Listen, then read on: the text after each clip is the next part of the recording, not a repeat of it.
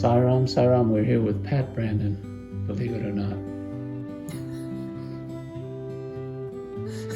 She was formerly an SSE teacher in Swami's organization. That's right. And she's been to see Swami since 1979. That's right. Lots and lots of spiritual miles And in the rearview mirror.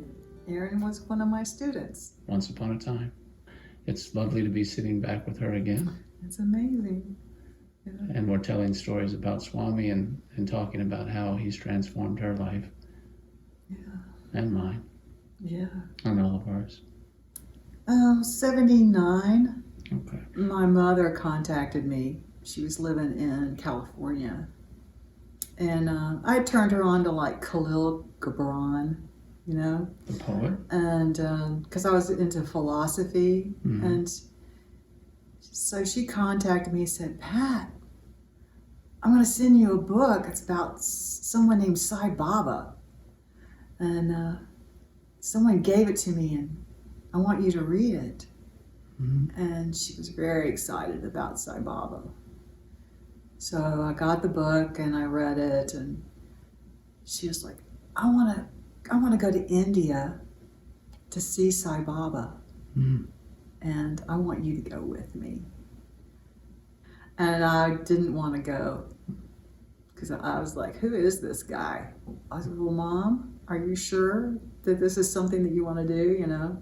She said, I'm going. I thought, well, I'm not going to let my mother go to India by herself with a bunch of people that she doesn't know. So you're just going to protect her. Exactly. So you went to India in 1979, which was my first trip also, by the way. Yes, I think that's fascinating Right. that we were in India the same year. Christmas of 79, right? Yes. That was my first trip also. So we No. probably saw each other at... We were in the same audience. Yeah. Oh my gosh. Yeah. That's just it's Mind-blowing. incredible. Right.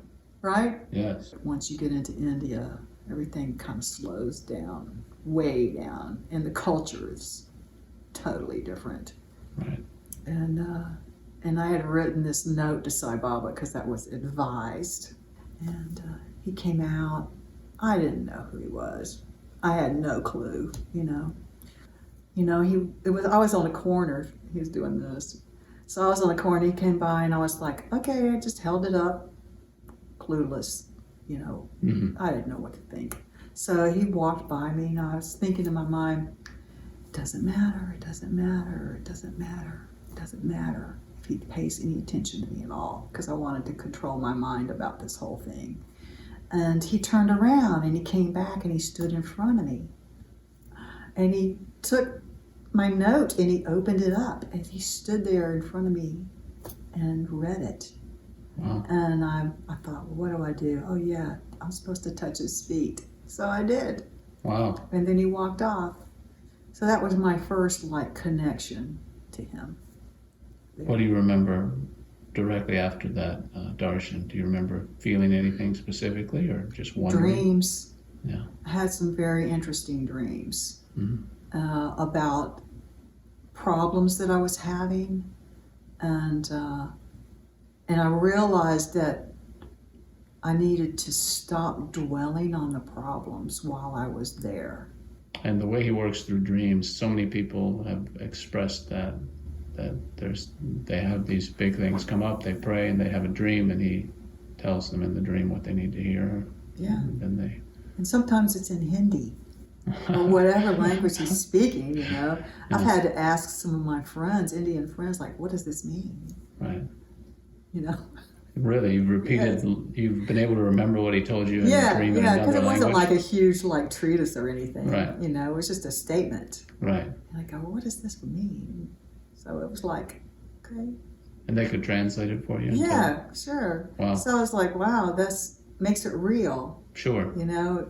Anything else from that first trip? Anything else that happened you remember? Yeah, it was really quite remarkable. I met Isaac Tigrett, and he was also from Tennessee. I'm from Memphis, and he was from Jackson. And so we struck up a friendship, and he took me out to the wish-fulfilling tree. We sat on the ledge, looking out over the expanse of the openness, you know, was it the Chitravati riverbed? Because Right. there was no water in it, At the right? time, okay. Yeah. And he was telling me about his experiences with Sai Baba, how Sai Baba had saved his life. Right. He said he lived in the fast lane in New York, and he overdosed on something and called out to Sai Baba. Mm. And Sai Baba showed up, Right. knocked on the door and showed up, Really? you know, while he was like choking on his tongue. I forgot the knocking on the door part. Yeah. Yeah. Well, that's maybe in my head, right? Okay. You would think he would knock, but he just shows up and he pulls his tongue out of his throat and calls somebody, he said. And I thought, wow, that's what Sai Baba is. Mm. You know, he saved this man that I was sitting next to. I mean, literally showed up physically and saved him in a different country. And that's when I realized that this wasn't just anybody. Mm. Because I was looking for a guru Mm. strongly. It was like a flame in my mind that I had to find a guru. Mm. So during that trip, I accepted Sai Baba as my guru. It's a big trip. It's very important for you. It was everything, Yeah. Aaron. It was everything. My whole life changed after that. My whole focus on my life changed after that. And I remember when I started going to chiropractic school, and I lived in this like 2-bedroom cabin, you know, in Smyrna. And I thought, I'll make an altar, right? So I put this table in the closet and this picture and candles and stuff, and I would leave him notes. Yeah. I thought, hey, he took my note, maybe he'll take my note, but like this. Sure. So I put notes on the table, and he came to me in a dream. He said, no more notes. No more notes. Was there a reason for that? I have no idea. Okay. You know? So there was some dream about healing or something. I had some negative vibes from some women at work. They didn't like me, and I felt a lot of stress from that. And then I developed a problem with swallowing. Mm-hmm. And I mean, I couldn't take a breath without swallowing, which was very difficult, you know, when you're sitting at a desk all day. Mm-hmm.